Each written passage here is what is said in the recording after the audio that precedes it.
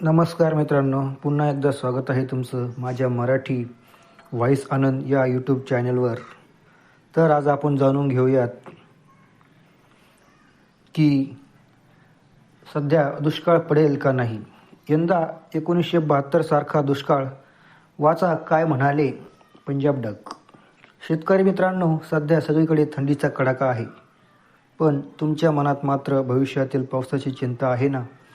2026मध्ये दुष्काळ पडेल का या एका प्रश्नाने सध्या बऱ्याच शेतकऱ्यांची झोप उडवली आहे. याच दरम्यान हवामान तज्ज्ञ पंजाब डक साहेबांनी थेट त्यांच्या हरभऱ्याच्या प्लॉटमधून यावर महत्त्वाचा खुलासा केला आहे. थंडी, ढगाळ वातावरण आणि 2026च्या पावसाचं नेमकं गणित काय असणार आहे हे जाणून घेण्यासाठी हे पोस्ट नक्की ऐका. नमस्कार शेतकरी बांधवांनो, सध्या वातावरणात होणारे बदल आणि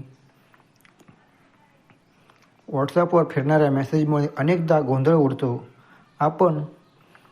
आज आपण पंजाब डक साहेबांनी 28 डिसेंबर 2025 दिलेल्या अतिशय महत्त्वाच्या अंदाजावर चर्चा करणार आहोत. साहेबांनी यावेळी 2 मुख्य गोष्टींवर प्रकाश टाकला आहे. एक म्हणजे सध्याचं हवामान आणि दुसरं म्हणजे 2026 सालच्या दुष्काळाची चर्चा. तर चला आज आपण जाणून घेऊ सरासरी थंडी कधीपर्यंत राहणार आहे. सध्या महाराष्ट्रात जी कडाक्याची थंडी पडत आहे ती 3 जानेवारी 2026 पर्यंत कायम राहणार आहे. त्यामुळे रब्बी पिकांना विशेषतः हरभऱ्याला या थंडीचा चांगलाच फायदा होणार आहे. जानेवारीच्या पहिल्या आठवड्यात म्हणजेच 4 जानेवारीपासून वातावरणात बदल झालेला दिसेल. पूर्व आणि पश्चिम विदर्भ, दक्षिण उत्तर महाराष्ट्र, कोकण आणि खानदेश या सर्व भागात आकाश अशांत ढगाळ राहील. पण आनंदाची बातमी आहे की महाराष्ट्रात पाऊस पडणार नाही. हे ढगाळ वातावरण हरभऱ्याला फुलं लागण्यासाठी, कलिंगड आणि ऊस वाढीसाठी अतिशय पोषक ठरणार आहे. त्यामुळे द्राक्ष बागायतदारांनी किंवा इतर शेतकऱ्यांनी अवकाळी पावसाची धास्ती घेण्याची गरज नाही.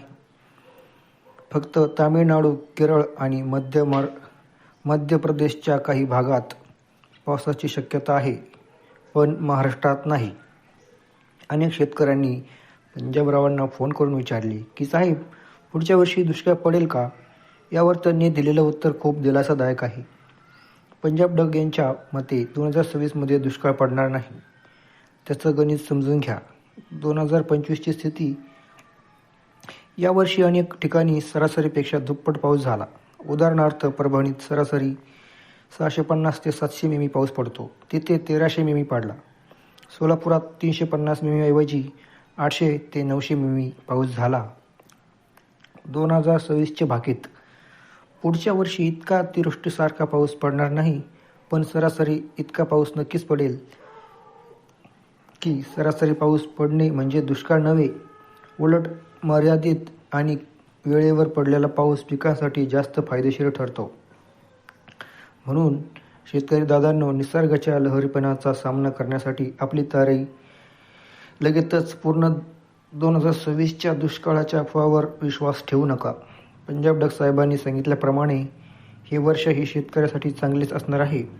सध्या फक्त आपल्या शेतातील पिकाचे नियोजन करा आणि बिंदास्त राहा. अशाच नवनवीन पोस्ट ऐकण्यासाठी माझं चॅनलला सबस्क्राईब करा मित्रांनो. धन्यवाद.